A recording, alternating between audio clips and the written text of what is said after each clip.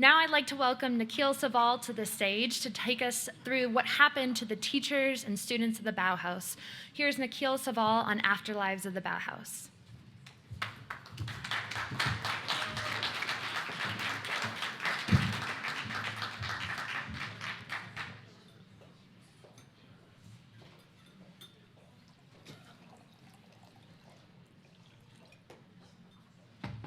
I'm actually going to ask for another round of applause for that.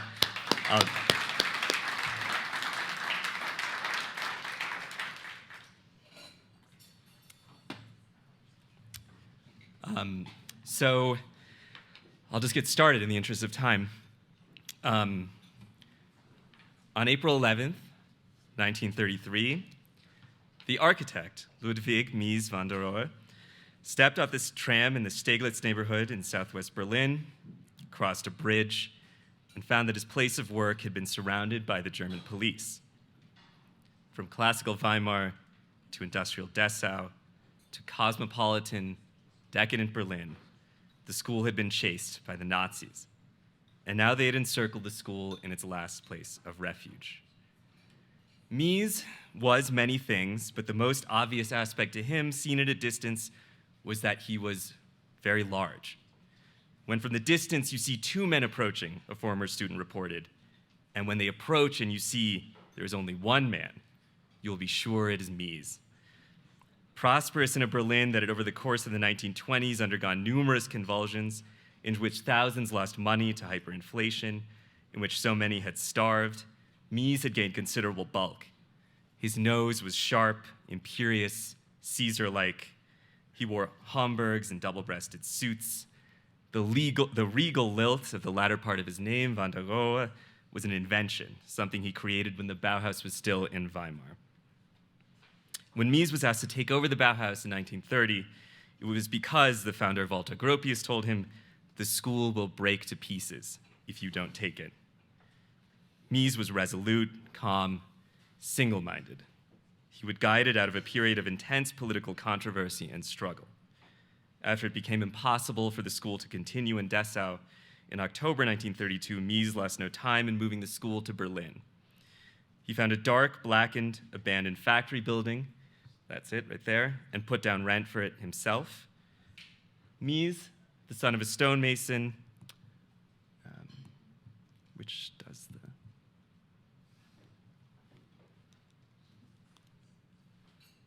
It's not moving forward.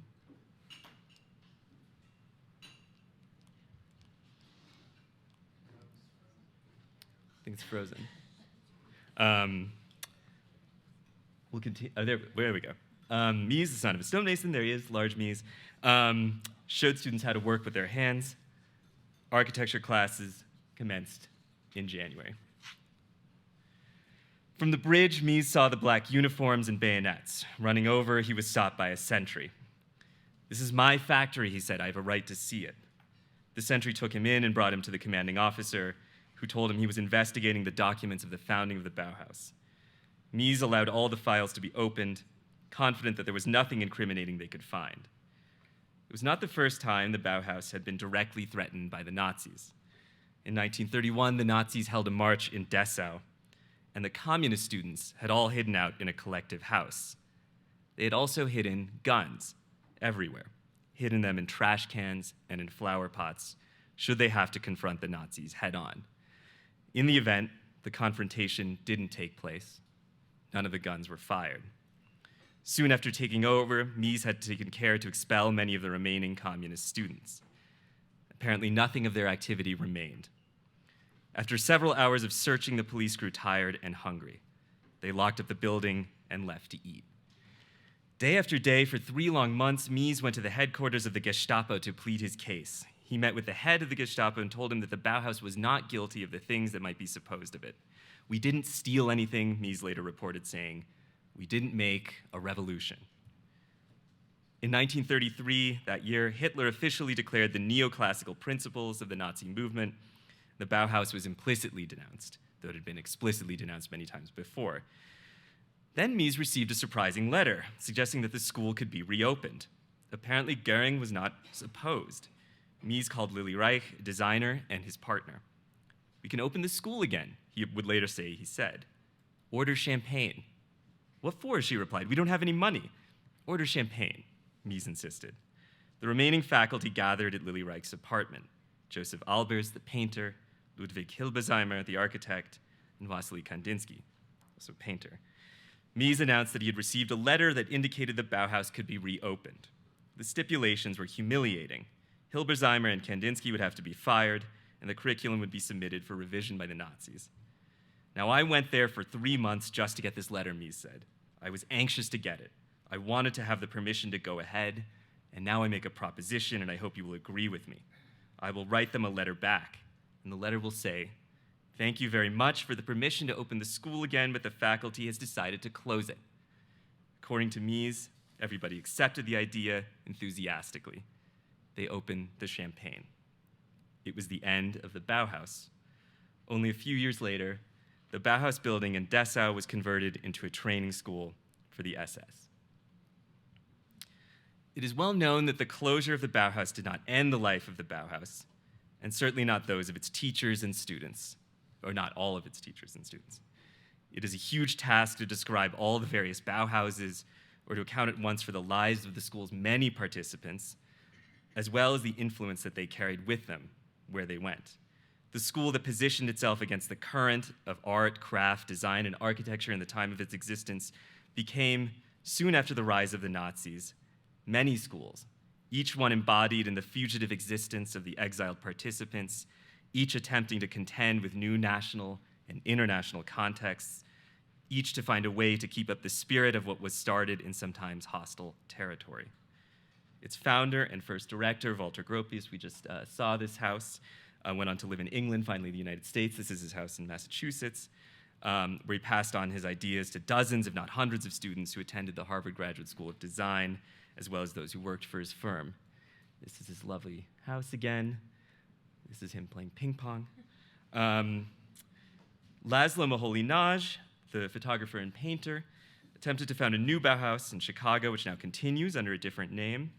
Mies van der Rohe also arrived in the US, where he became one of the country's best-known architects. His signature felt not just in the resplendent residential towers on Lakeshore Drive in Chicago, the darkly luminous Seagram building on Park Avenue in Manhattan, but in the campus here for the Illinois Institute of Technology, where he taught.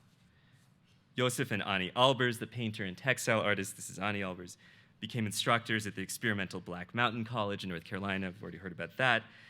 And in West Germany, following the end of the war, a so-called new Bauhaus, some people called it that, was founded in Ulm by the designer Max Biel. This is, he's an alumnus of the Bauhaus, as you see, and we'll come back to this eventually.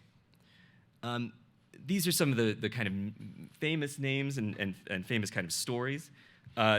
Many scholars have looked into lesser-known instances. We can also look, as they have, there's the school in Ulm, to various non-Western Bauhauses. This is Iwao Yamawaki and Michiko Yamawaki, who arrived from Japan in the early 1930s. There were actually several students who attended the Bauhaus from Japan. Some of these figures brought back Bauhaus ideas to Japan. This is a house, an atelier, actually designed by Iwao Yamawaki, became an architect. And there was a research institute called, forgive my Japanese pronunciation, Seikatsu Kosei Kenkyusho, which is now known in some quarters as a Japanese Bauhaus.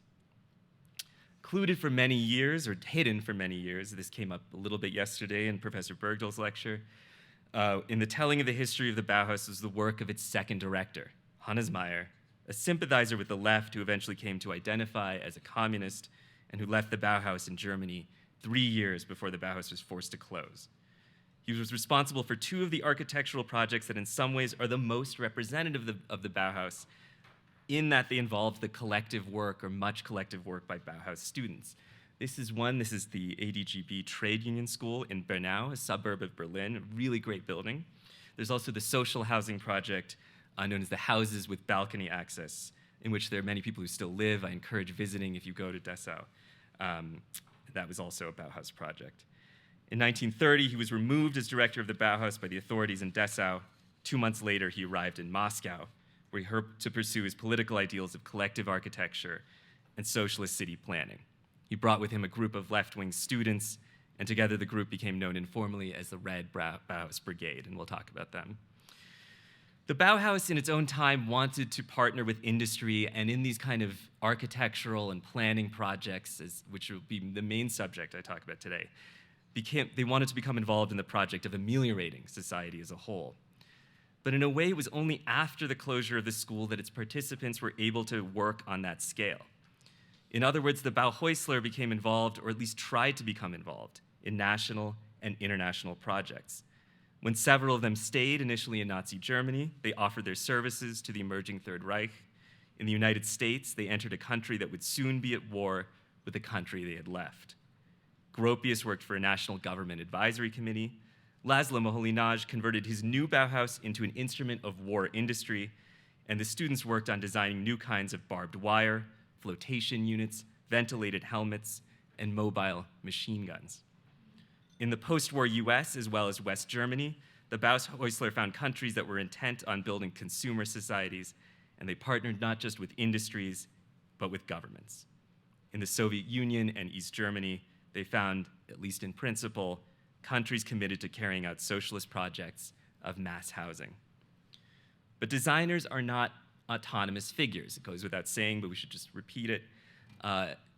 The history of this institute has been invoked many times. In 1958, speaking at the Aspen Design Conference, what was known then as the Aspen Design Conference, the radical sociologist C. Wright Mills, people may know him as one of the coiners of the term, the power elite, was invited here, and he described the design, he gave a lecture about design where he described the designer as the man in the middle, the conduit between art and commerce. This meant that for him to succeed was also to transform or reconfigure your impulses, to give in some ways on your ethics. And to succeed for our Bauhaus figures was to transform or reconfigure the original impulses that brought them to found or study at the Bauhaus. The fact much of what was latent or hidden in the Bauhaus became more obvious or activated in its afterlife. And of course, there was much that was new. The fact that many found ways to compromise or change what they once believed in order to make do, survive, or even succeed is an essential part, I think, of the history of the Bauhaus. The closure of the Bauhaus, of course, did not immediately precipitate a mass exodus from Germany. Some Bauhäusler attempted to refound the Bauhaus under the name Deutsches Bauhaus, imagining that the Nazis would tolerate or even accept the Bauhaus with a few changes. One went on to become Albert Speer's Minister for Standardization. Another became the Reich architect for Hitler Youth before also eventually working for Speer. Their origins and connections to one of the most loathed symbols of decadent, bourgeois, so-called Judeo-Bolshevik Weimar Germany did not trail them. And by the late 1930s, the hateful meaning that Bauhaus had for the German far right had apparently dissipated somewhat under the growing march of Nazi triumphalism. It was, in other words, plausible, it seemed at the time, for members of the Bauhaus to think they could accommodate themselves to Nazism.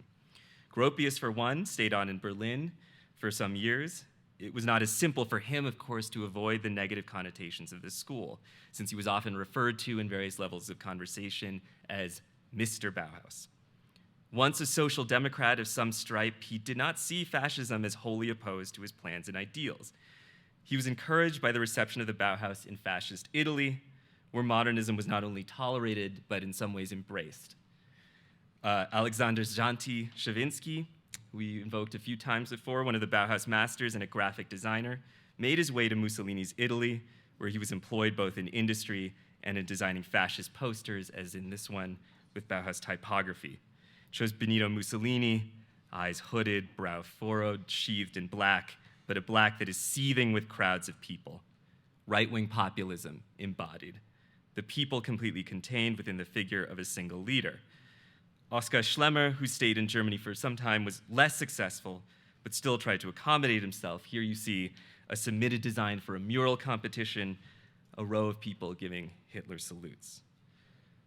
Gropius did not join the Nazi Party, but he became a member of the Reich Chamber of Culture, here's his identification card, in order to continue practicing as an architect. He was required to submit his family tree as proof of his Aryan ancestry. He became friends with the president of the Reich Chamber, Eugene Hönisch. He appealed to him in ways that linked architectural modernism with German nationalism. Shall this strong new architectural movement, modernism that is, which began in Germany, be lost to Germany? He wrote to Hönig in 1934. Can Germany afford to throw overboard the new architecture and its spiritual leaders when there is nothing to replace them? In many statements, Gropius explained modernism as something that could benefit the new Reich. Above all, I myself see this new style, he wrote, as the way in which we in our country can finally achieve a valid union of the two great spiritual heritages of the classical and the Gothic tradition. Shall Germany deny itself this great opportunity? In the event where he was asked to hew to this tradition, Gropius equivocated, or perhaps better, he accommodated himself to the new regime, or adapted, in terms of taste and politics. A commission for fashioning the first building of the new regime, a national bank, a Reichsbank, was opened up to architects. Both Mies and Gropius submitted entries for the competition. Gropius's entry, we'll get to that later. Gropius's entry was unusual in that it eschewed the modernism that he had pursued up until that point. Indeed, with its stone cladding, its heavy massing, and its fairly regularized rectangular windows, it foreshadowed the architecture that would be associated with Nazism. Along with Mies and Herbert Bayer, Gropius later was called on to design a propaganda exhibition called German People, German Work.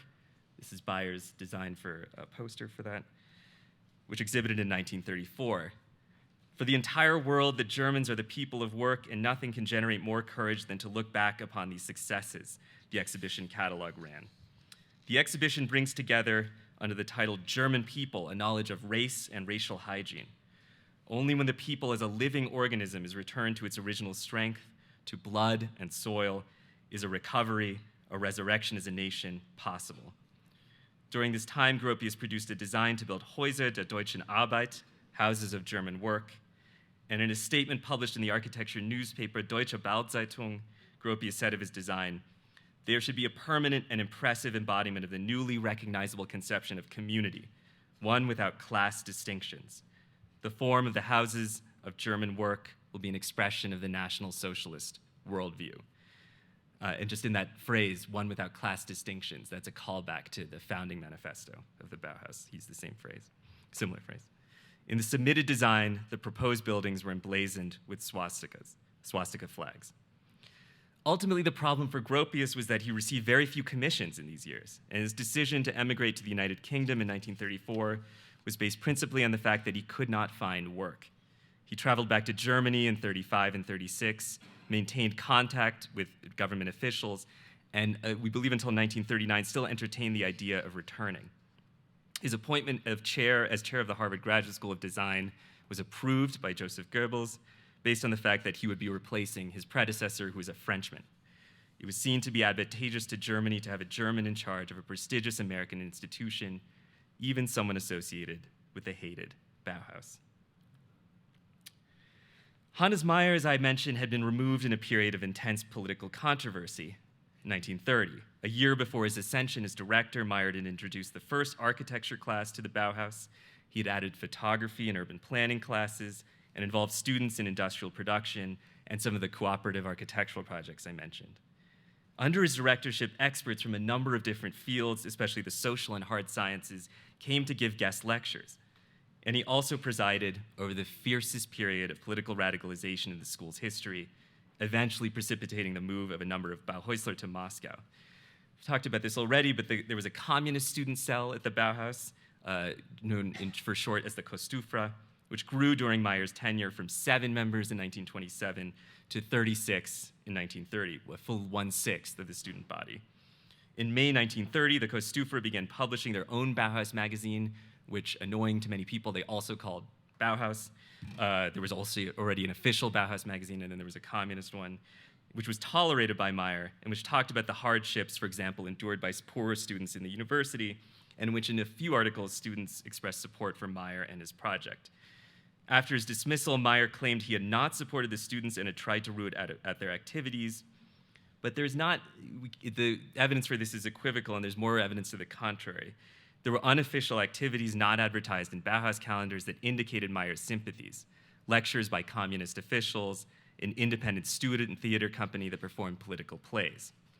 Finally, the dam broke when Meyer donated to aid a group of striking miners in Mansfeld in Germany, the first time he could be directly implicated in political activity. The legislature, increasingly dominated by Nazis, had already been calling for an end of the, quote, Judeo-Syrian desert architecture of the, quote, inartistic, high-toned Bolsheviks of the Bauhaus. In removing Meyer, the mayor of Dessau, Fritz Hesse, caved to their pressure. After Meyer was dismissed, many students protested, accompanying Meyer and six other expelled communist students to the train station. This is an image from that protest. You can't really read the sign, but it says, in French, it says art for art's sake, l'art pour l'art. And that's exactly the opposite of what Meyer believed, so we can only assume that this was a kind of ironic sign. 3 days after being expelled, on August 4th, he received letters from students at the university. Hannes Meyer, one of them concluded, in an obsolete world, in a professorial environment, you were young. We want to stay young with you. They wanted to continue work that they felt Meyer's dismissal had interrupted.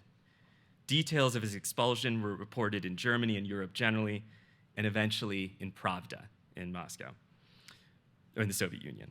2 months later, in October 1930, after Meyer had made a number of inquiries, he found himself in the Soviet Union with one of his students, the Hungarian Bela Scheffler, who spoke Russian and helped as a translator. He gave lectures over the course of the next month, and a year later, 6 students arrived, constituting what later became known as the Red Bauhaus. Whoops, this is a cartoon. It's cut off a little bit, but it is a cartoon that the Nazis published of Meyer being packed up and sent to the Soviet Union. We saw a version of this image before. These are some of the Red Bauhaus students. They shared a communal apartment with several Russian families on Arbat Square near the city center with a single bathroom and kitchen. Meyer claimed to be reminded of the Prela house, the dorm at Dessau. In 1931, the brigade was present at an exhibition of the Bauhaus in Moscow, and in a sense, as Professor Bergdahl mentioned earlier, this is a kind of opposed exhibition to the one, or signaled, Professor Bergdahl mentioned, signaled yesterday, kind of distinct exhibition to the one that Gropius would help put on at MoMA several years later, since Gropius' show ended in 1928 when Meyer became director. Just as Gropius had adapted to the immediate conditions of the Third Reich, Meyer was suddenly more overtly a Marxist. At Dessau, he had emphasized science, collective work, and made the slogan of his years the needs of the people over luxury. He had not explicitly identified as a Marxist or communist at the time, and yet when he wrote to his contact in Moscow, he spoke about bringing a, quote, collective of young Bauhaus professionals who, he said, have undergone, under my tutelage, a Marxist training for the construction industry. In an interview he gave to Pravda shortly before moving permanently to the USSR, he said, I beg our Russian comrades to regard us, my group and myself, not as heartless specialists that claim all kinds of special privileges, but as fellow workers with comradely views, ready to make the gift to socialism and the revolution of all our knowledge, all our strength, and all the experience we've acquired in the art of building. Over time, 15 Bauhäusler ended up in the Soviet Union, we think. Not all of them connected with Meyer, and several of them more successful than he in converting their enthusiasm and interest into actual work. Meyer was busy in the years 1930 to 1936 when he was there. He developed a number of projects with and without the brigade, the Lenin School in Moscow, technical and factory institutes, a school collective of 16,000 students in Gorky, a plan for Greater Moscow, which you see partly here, designs for a chemical industry city in the Urals, several city plans for Siberia and for a Jewish autonomous region. And he claimed in letters to others to also be working on housing and furniture designs. He also developed, at this time, his own capacity for repeating the cliches of Soviet architectural discourse, speaking in a remarkably propagandistic manner about the role of the architect in the class struggle. A clear Marxist ideology is vital to the socialist architect, and he keeps it in fighting trim by constant sharpening on the studies of political economy, dialectical materialism, and all fields of Marxist and Leninist theory, he wrote in a lecture. By 1936, however, despite a flurry of activity, he had not actually built much. Scarcity affected everything. Meyer spoke of having to use mud, wood and stone instead of concrete and steel. And in some projects, camels transported building materials to the building site. The atmosphere overall was darkening. The first show trials began in 1936. In 1937, the first Congress of Soviet Architects declared socialist realism to be the point of view of contemporary architecture, which in practice was hostile to modernism. Meyer left before then, moving to Switzerland for 3 years and eventually to Mexico, and then finally back to Switzerland. Several other students left as well, members of the brigade and not. One went to France and eventually Chile.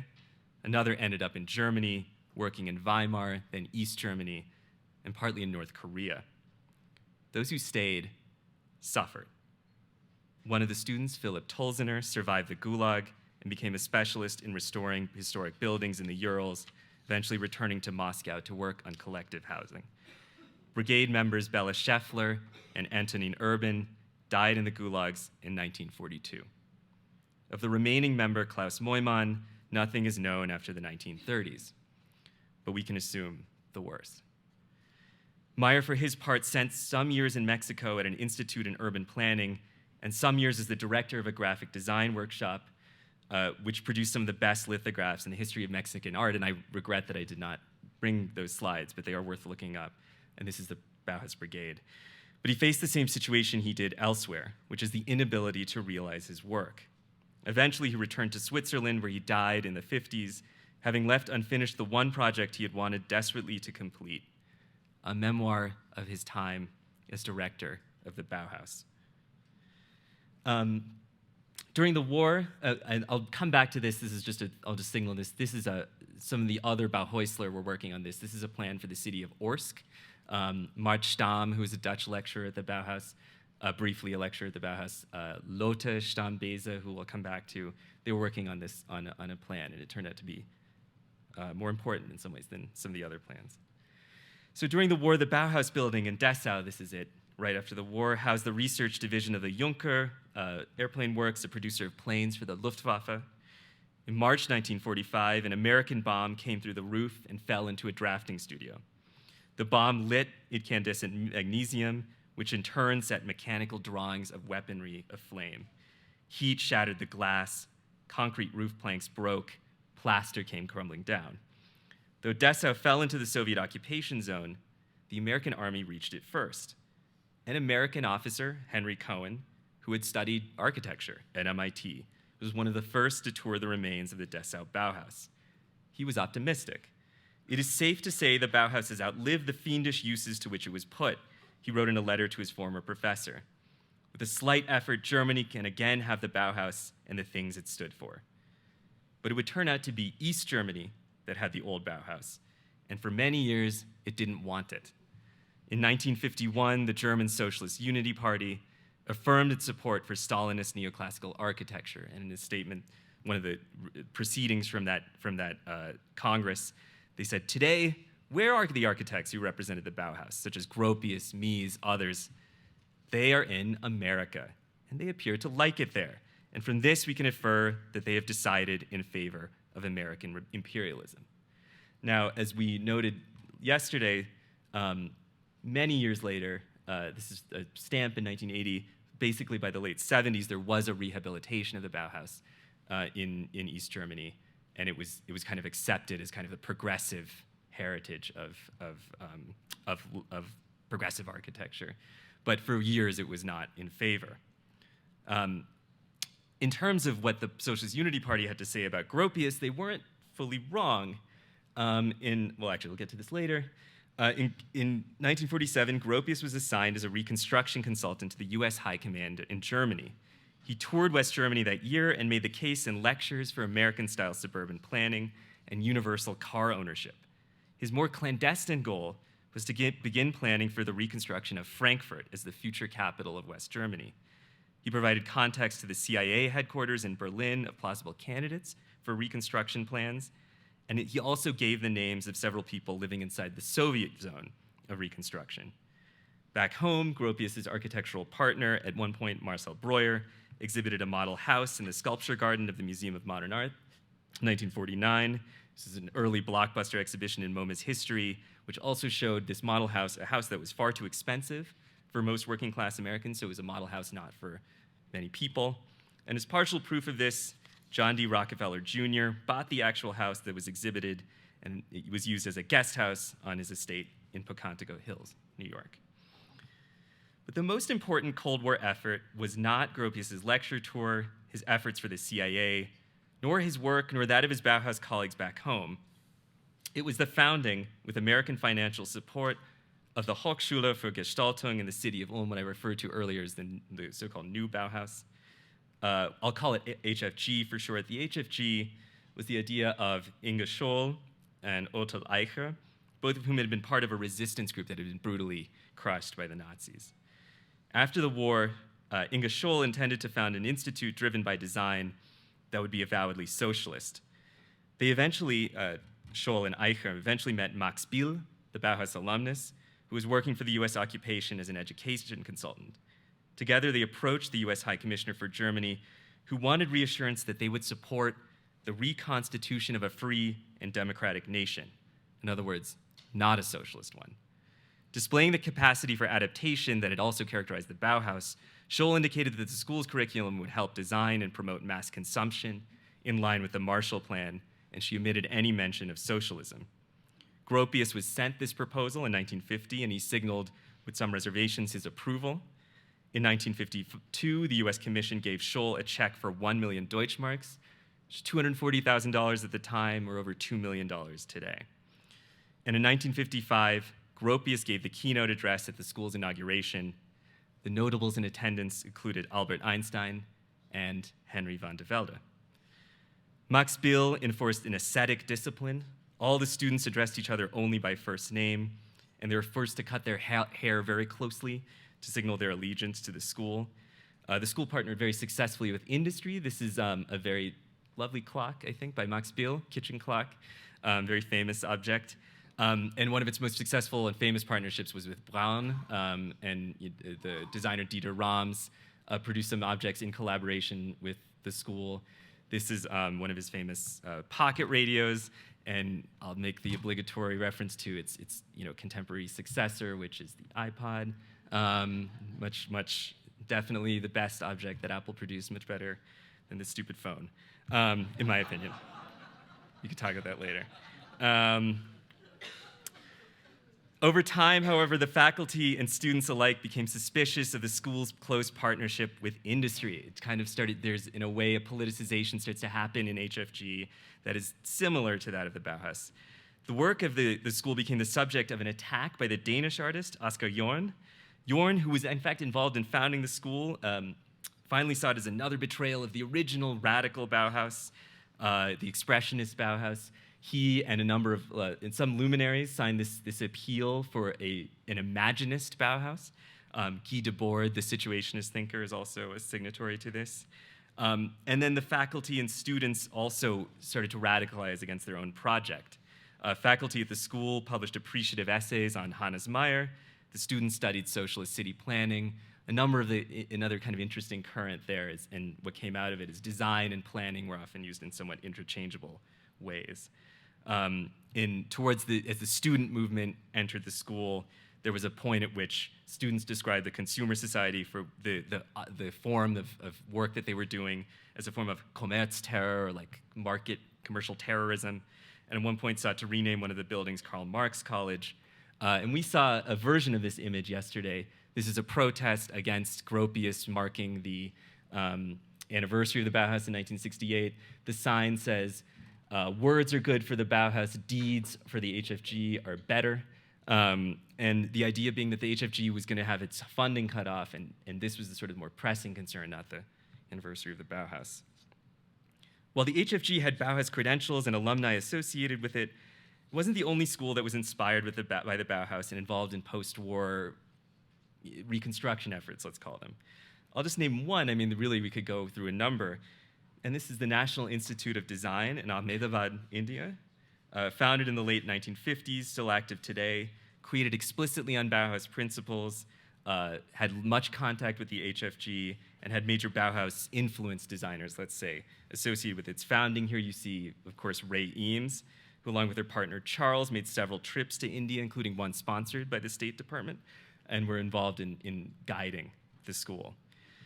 Gropius, for his part, became increasingly involved in institutional architecture, such as designing the US Embassy in Athens, residential architecture at Harvard, the John F. Kennedy Federal Building in Boston. I'll just mention one, just as, I mean, a lot of people know this, but know the kind of the more famous examples, and maybe people also know that he was, one of his later efforts was a commission to build the University of Baghdad, which he worked on in the 1960s and which was only partly realized. This is some of its partial realization. The autocratic leader of Iraq, General Abd al-Karim Qasim, who had come to power in a coup, supported Gropius. This was not built. This was a kind of futuristic mosque as part of the plan. But General Qasim was in turn removed in the late 60s, or I believe the mid-60s, and he was assassinated by leaders of the Ba'athist movement, including a then young Saddam Hussein. One question we face in considering the fate of the Bauhäusler and the afterlife of the Bauhaus is the extent to which they were able to follow through on projects that were interrupted by the closure of the school. And there are many examples that this came up, I believe, in Jeffrey's talk yesterday, that there are these figures whose lives that we can't quite follow, but we know that they may have carried on the impulses of the school or maybe not. And there are two examples I'll just signal who did seem to carry on the work of the Bauhaus. One was Tibor Weiner, who had been part of the original Red Bauhaus Brigade. I'm not going to name drop references, but I do want to thank a lot of my information about Hannes Meyer did come from the unpublished work of a student at Columbia, Daniel Telesnik. Because it's unpublished, I just want to indicate that he's shared his dissertation with me about this stuff, and I want to just thank him.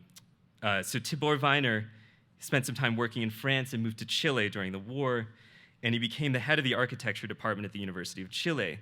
And this is a little hard to kind of explicate, but basically, this is student work done at the University of Chile, and it's chronological development of activities, and it's sort of following human activities in different kinds of climate, and basically he was following Meyer's pedagogical methods. And if we remember that the Bauhaus was a school, Meyer in particular had reformed the pedagogy of the school, did a lot of teaching in the Soviet Union. Weiner kind of followed this idea and reorganized the curriculum at the University of Chile, dividing the education into an analysis and synthesis section, focusing the students' efforts on understanding local conditions, including social and political conditions, in the execution of their projects. And another kind of unheralded success was someone I brought up earlier who had been involved in the planning of Orsk. This is Leticia Tom Beza.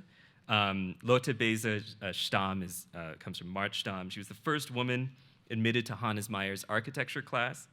She was unable to complete her course of study because she had an affair with Meyer, and Meyer insisted that she leave the Bauhaus to mitigate the scandal. She eventually joined March Stamm in the Soviet Union, and she took her planning ideas that she had learned over the course of this long history in the Soviet Union. She eventually went to Czechoslovakia and finally arrived in the Netherlands, where in the late 40s she did receive her degree in architecture, and she commenced one of the most successful instances of modernist, low-density social housing planning in Europe. And that was in Pendrecht, a neighborhood in Rotterdam, where she pioneered a form of clustering, she called it, that tried to implement a physical and social connection between every single home and the neighborhood considered as a whole. So there are many different types of housing that responded to every different category of residents: couples, families, singles, senior citizens. There were shops in the central area of the neighborhood, but also spread out over the clusters. There were different kinds of green spaces, common activities, playgrounds. And this is a really kind of visionary idea, and it kind of belies the idea propagated by Tom Wolfe that there was this kind of ultimate ham-fistedness to the Bauhaus's sort of planning efforts and to modernist planning in general.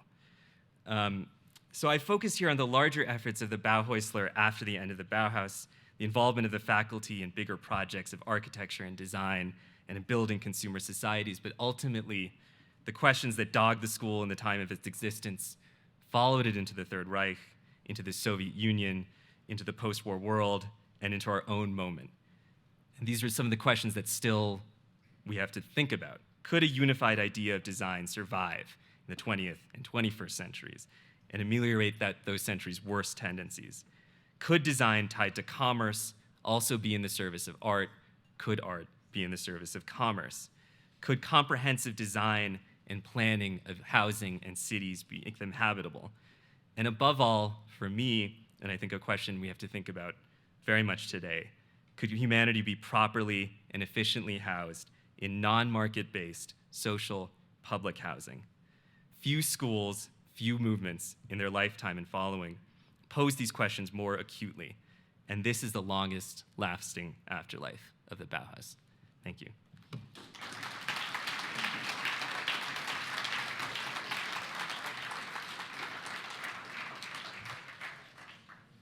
I think we have time for questions, so I'll gladly take them or pose some to myself.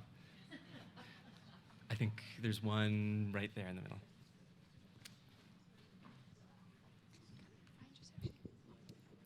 Walter Gropius, when he was in Cambridge, formed the Architects Collaborative, which yielded a whole group of other architects, Benjamin Thompson and a bunch of other architects that have, of course, brought not only modern design, but very creative design. He did Faneuil Hall, the Baltimore Seaport and everything, and New York Seaport.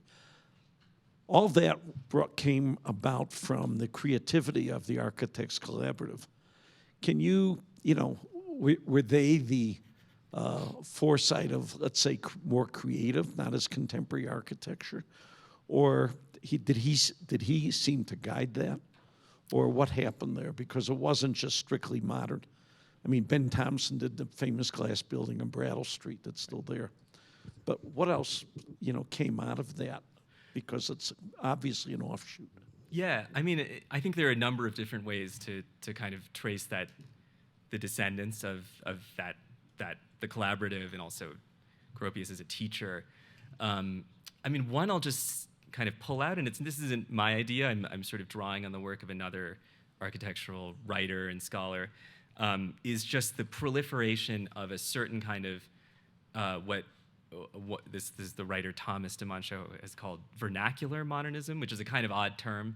I don't know that we think of modernism as being vernacular, or maybe it's opposed to vernacular. But if you think about it in the United States, there's a lot of these buildings, tons of them, and once you start noticing them, you kind of can't stop noticing them, that are kind of background buildings, let's call them. And they're often public institutions, they're libraries, they're like federal buildings, they're city halls, they're things like that, and you just, and sometimes they're very small banks, they're private institutions, and they're designed by, I think it's not necessarily easy to trace this directly to Gropius and the Architects Collaborative, but I think the kind of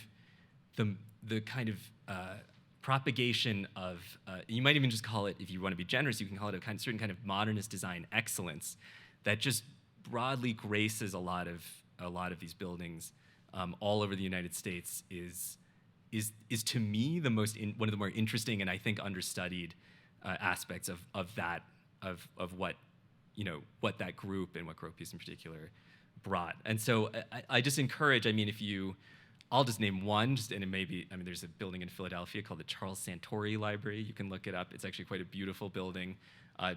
All of these buildings are often designed by like corporate, kind of firms that we wouldn't necessarily know, but that do brilliant things with their context and their surroundings, but are nonetheless modern. I think if you look at the early work, and this is not speaking to the collaborative, but I believe he was a student of Gropius. If you look at the early work of I.M. Pei, and not his kind of some of the more signature buildings, but some of the residential towers and things like that, there are these kinds of that is the kind of, in a way, a kind of vernacular modern, a kind of understated. So that to me is the success of it. I think other people here and some of my confreres at the conference will have other interpretations, but that's my kind of first response to that. There. Can you talk about curtain wall? What drove it, and who really started pushing for it? The curtain wall. Yes, actually, I really wish I would rather defer to an architectural, if I could just bring Libby or Professor Otto or Professor Bergdahl up here. But because I now forget the actual origin, the first curtain wall, but it's maybe the Fagus factory. Did I make that up? Could you call it that? Yeah, all right. Cool. So I'm not I'm a journalist. I'm not a historian. Basically, well, there are a lot of interpretations to this. But basically, if you want to, there was a lot of interest in glass, and there was books about glass architecture and a kind of dream of a glass architecture as early as, you would say, some people trace this back to the Crystal Palace in 19th century England in the 1850s, but a kind of dream of a light-filled architectural style, and like one that you could have where you could open up the center of whether that's an office building or a factory or what have you, to light. And that essentially, to me, is what drives it. I mean, if you follow it into the United States, the thing that permits its, I think it's one of the things that permits its widespread adoption, and this is something I know a little bit better, is the kind of, you think about U.S. office buildings, let's say, and they're, with their wide floor plates, I mean, and they're just, there isn't actually, they're quite large in a way, these office buildings, and that's permitted by things like air conditioning and fluorescent lighting. So in a way, then it starts to defeat the point of the curtain wall, because you could be marooned, as I have been, as maybe some of us, in the center of an office with no light, and you're like, but there's this great curtain wall, but I have no access to it, and I'm just trapped in this air-conditioned cell in the center of this office. But I mean, I think, but nonetheless, it becomes a kind of symbol also of, it's an aesthetic symbol, an ideological symbol of transparency, openness, whether on a corporate or government level. So that's a kind of roundabout answer, but that's one of the ways that the curtain wall kind of got propagated. I mean, there's structural reasons that allowed for it, steel construction and things like that, but yes. I want to go back to the politics of the Bauhaus. Yeah. And I describe myself as a one-book expert, so I mean this as a question, but if you read Fiona McCarthy's book on Gropius, you get the impression that he was somewhat apolitical, or at least wanted to keep the Bauhaus itself as apolitical as he could. And there may be individuals who came along within the Bauhaus who had a strong point of view that could be political. Is it fair to say the Bauhaus itself tried to be apolitical or not? This is an excellent question. So in terms of Gropius, I myself have gone back and forth about this. Partly he's made several confusing statements in certain ways and has acted has done many different things to suggest many different tendencies. So for example, and I think this came up in the first lecture that we heard by Professor Neumann, that he designed, for example, a memorial to murdered striking workers, which is still there in the cemetery in Weimar. And so he was part of a radical a radical collective called the Arbeitsrat für Kunst. There are various ways that he seems to be gesturing in his work and in his activities to a kind of political identity. And then in several statements, he claims to have tried to avoid party political entanglement of the Bauhaus. That seems to be somewhat accurate. I mean, I think it's not, but again, you're sort of you don't know whether that's because he was suppressing his own political identity or whether he was trying to preserve the school. He clearly had instincts for self-preservation and for preservation of maybe some conflict-averse tendencies, not to psychologize too much, but so with Gropius, it's just hard to say. I mean, I think my inclination, especially because of his work in social housing, is that he did have a broadly social democratic impulse. So in Dessau, near the Bauhaus, there's the Torten estate, which is just an attempt at prefab mass housing, and you can say either he was trying to was just interested in prefabricated dwelling, and it's just a formal concern. But you can be interested in all kinds of prefabricated architecture. He was interested in housing. Of course, lots of people were interested in housing at the time. Is it unique to him? I don't know, but that seems like at least some impulse towards, and many of his other projects that were not into, there's various kinds. there's some kind of social housing projects that he did outside as well. So that's my inclination. And then, as for whether the Bauhaus was political, I mean, it seems like there was a lot of politics, I would say, at the Bauhaus, and it became increasingly politicized over time. And I think the work of some of the communist students in the late 20s was fairly significant. And that was part of the broader movement at the time. There's one thing I'll just mention, which is that they didn't, a lot of the students didn't live at Dessau. About 80% of them lived off campus in the late 1920s.